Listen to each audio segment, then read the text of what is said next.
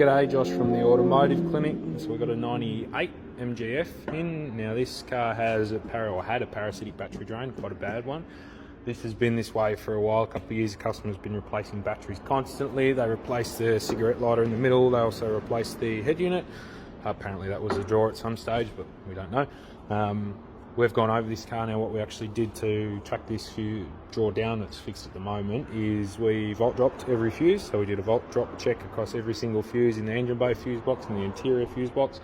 We found absolutely nothing. I had 0.01 millivolts of volt drop across the 60 amp battery fuse. Now that 60 amp battery fuse runs all the way to the back, and it's part of the wiring that runs into the starter motor and up the alternator, etc.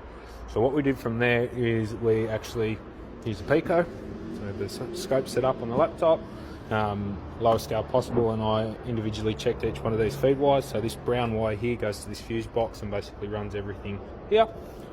This starter cable here runs back down. It goes all the way under the body of the car, and that feeds the starter motor. It also feeds the alternator, and it branches off into a couple of other constant powers up there. Now, it's a red wire from the front to the back, and it's a brown wire from the starter motor up to the alternator. So after that, we obviously found that our draw was going down here. We chased it down to the back. At the starter motor, we were able to branch off and check each circuit individually. We found that 110-ish milliamps of current was going straight up the brown wire, which goes all the way to the back. It goes along the firewall, along the bottom, and up to the alternator. It's a horrendous spot.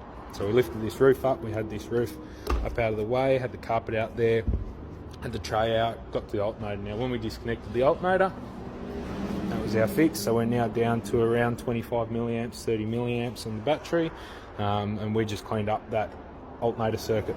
So once we clean that connection up, put it back on, it was all happy. Now we are going to obviously advise the customer to replace the alternator just to be sure that he doesn't have any issues in the future. Other than that, that's our fix.